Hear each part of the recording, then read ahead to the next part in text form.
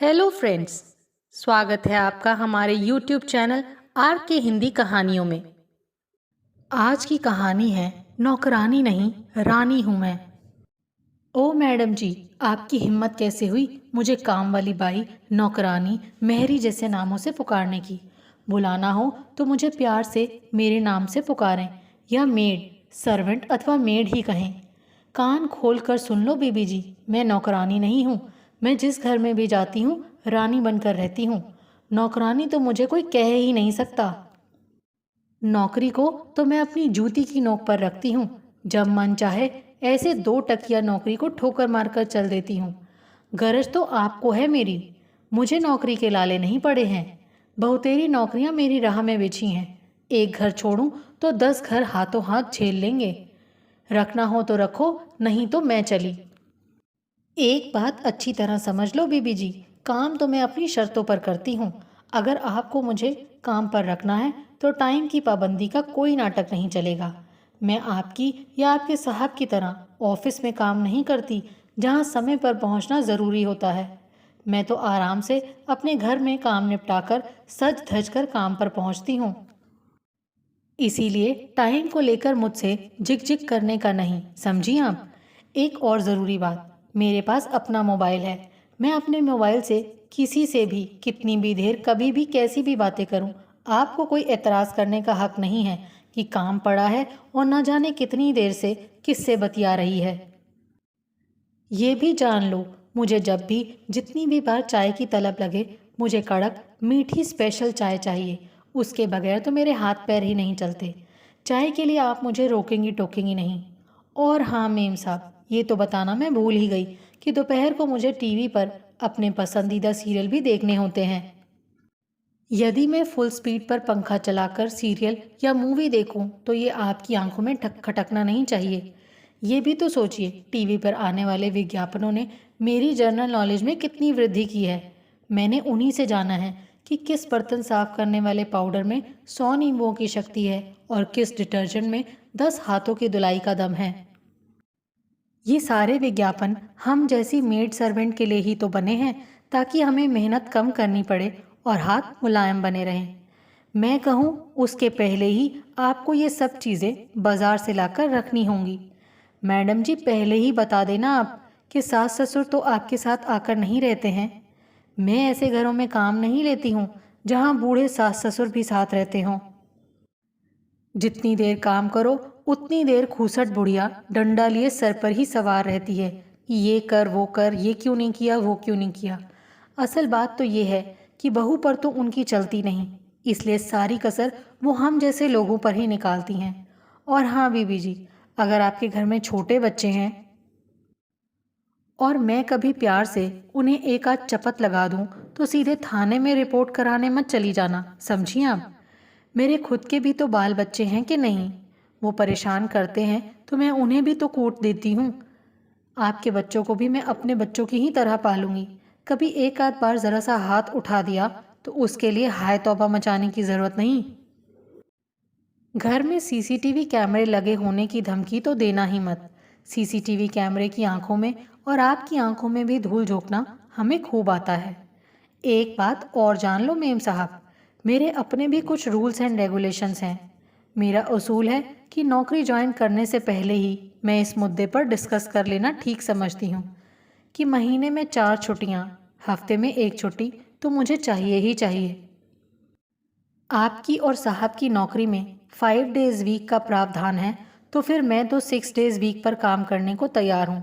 पर सिर्फ इतनी छुट्टियाँ मेरे लिए काफ़ी नहीं होंगी। गाहे बगाहे तीज त्योहार की छुट्टियाँ भी तो मुझे मिलेंगी कि नहीं। इसके अलावा कभी मैं खुद बीमार पड़ी तब तो कभी अपने पति बच्चों को बीमार बताकर छुट्टी करूँगी। कभी रिश्तेदारी में शादी तो कभी मौत का बहाना बनाकर छुट्टी करूंगी। इसके अलावा जब आपके घर में मेहमान आने वाले हों तब तो मेरा छुट्टी करना बनता ही है। बहानों की कोई कमी नहीं है मेरे पास। आप कहो तो छुट्टी करने के 101 बहानों पर किताब लिख दूं। पर क्या करूं बीबी जी, आपकी तरह पढ़ी लिखी तो हूं नहीं, पर पढ़े लिखों के भी कान कतरती हूँ। बीबी जी, अब एडवांस लेने के बारे में भी बात कर लें तो अच्छा रहेगा। एडवांस लेने के भी 101 बहाने हैं मेरे पास। गरज तो आपको है मेरी। थोड़ी ना नुकर के बाद एडवांस तो आपको देना ही पड़ेगा, क्योंकि कोई दूसरा चारा नहीं है आपके पास। 4-5 हज़ार का एडवांस तो ऊँट के मुंह में जीरा है मेरे लिए। इस एडवांस की रकम मैं हर महीने वेतन में से सिर्फ 100-200 ही कटवा कर चुकाऊंगी, और किसी दिन सिर घूम गया तो आपको छोड़कर एडवांस लेकर रफू चक्कर हो जाऊंगी। हाथ की सच्ची हूँ, ये मैं डंके की चोट पर कहती हूँ। जहाँ भी मैंने काम किया है उनसे पूछ कर देख लो, आज तक उनकी एक सुई भी गायब नहीं हुई। सुई मैं क्यों गायब करूंगी? हाथ की सच्ची हूं ना। सुई तो नहीं, पर बाकी चीज़ें तो इतनी सफाई से गायब होती हैं कि कोई मुझ पर तो शंका कर ही नहीं सकता, क्योंकि मैं खुद तो कुछ करती नहीं, पर दूसरों को खबर तो कर सकती हूँ ना। घर के सारे लोगों की दिनचर्या मुझसे ज़्यादा किसे मालूम हो सकती है? घर में कौन कब आता है, कौन कब जाता है, अलमारी की चाबी कहाँ रहती है, कीमती चीज़ें कहाँ रखी जाती हैं, कब छुट्टियां मनाने शहर से बाहर जाने का प्रोग्राम है, इस सब की खबर मुझे रहती है। मैं कुछ नहीं करती। मुझसे भेद लेकर हाथ की सफाई तो कोई और ही दिखाता है। मुझे रंगे हाथों पकड़ना आपके बस की बात नहीं है। मैडम जी, अब थोड़ी पर्सनल बात भी हो जाए। थोड़ी रोमांटिक बात है ये। वो क्या है कि आपके साहब या जवान हो रहे साहबजादे को रिझाने के लिए 101 तरीके हैं मेरे पास। अब झाड़ू पोछा करते समय मेरी साड़ी पिंडलियों से ऊपर हो जाए, और वो तो होगी ही, या आपके दिए लो कट ब्लाउज के अंदर उनकी निगाहें फिसल फिसल जाएं और उन्हें कुछ कुछ होने लग जाए, तो आप मुझे कोई दोष ना देना। ये लो कट ब्लाउज तो आपने ही दिया था ना मुझे। फिर उसके बाद साहब मौका देखकर किसी न किसी बहाने से, या आपके नौजवान साहबजादे कॉलेज के पीरियड गोल कर वक्त वे वक्त घर आने लग जाएं, तो इसमें मेरी क्या गलती? साहब या साहबजादे आपसे छिपाकर थोड़ी बहुत बख्शीश मुझे दे दें तो आपको एतराज़ नहीं होना चाहिए। वैसे ऐसी बातों की मैं आपको कानो कान खबर होने भी नहीं दूं। बीबी जी, एक मज़ेदार बात तो आपको मालूम ही नहीं। आप तो सपने में भी सोच नहीं सकती कि आप लोगों के घरों में काम करने वाली हमारी जैसी मेड सर्वेंट जब आपस में मिलती हैं तो कैसी कैसी बातें करती हैं।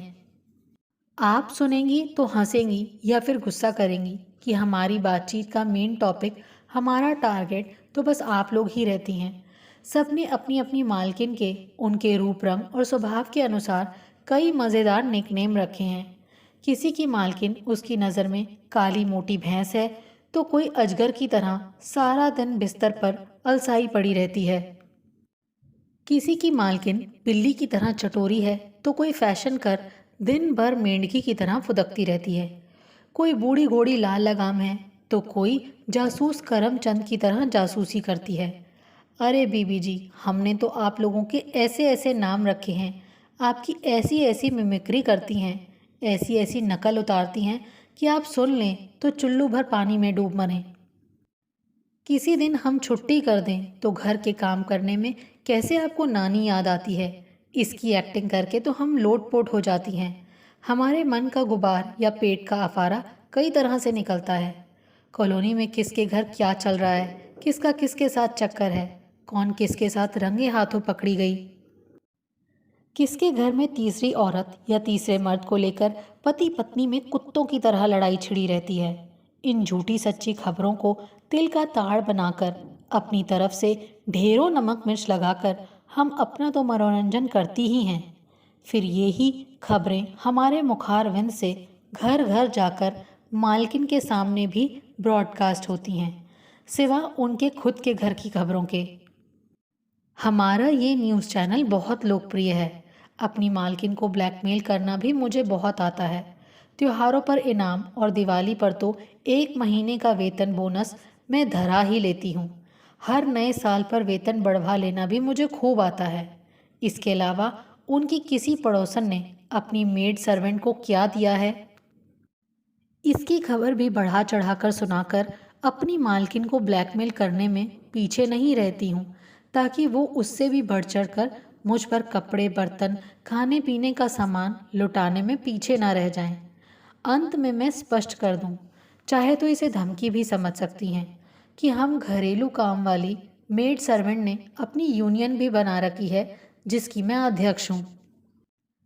हम सबकी मंथली मीटिंग होती है जिसमें हम अपने वेतन, छुट्टियों, काम के घंटों आदि पर कंट्रोल रखती हैं। मांगे पूरी ना होने पर हड़ताल करना हमारा जन्मसिद्ध अधिकार है। शिकायत लेकर थाना, कचहरी जाने में भी हमें कोई डर नहीं, क्योंकि अंततः जीत तो हमारी ही होनी है। कानून तो हमेशा, चाहे कोई भी दोषी हो, ससुराल विरुद्ध बहू के केस में बहू का, मकान मालकिन विरुद्ध किराएदार में किराएदार का पक्ष लेता है। इसीलिए मालकिन विरुद्ध नौकरानी में नौकरानी का ही पक्ष लेगा, इसका हमें पूर्ण विश्वास है। हम सर्वव्यापी हैं, सर्वशक्तिमान हैं। आपको काम पर रखना हो तो रखो, नहीं तो मैं तो चली। दोस्तों, आपको ये कहानी कैसी लगी? इसका अंत आपको कैसा लगा? प्लीज़ कमेंट करके ज़रूर बताएं। आपके सुझाव मेरा हौसला बढ़ाएंगे ताकि मैं एक बेहतर तरीके से आने वाली कहानियाँ प्रस्तुत कर सकूं।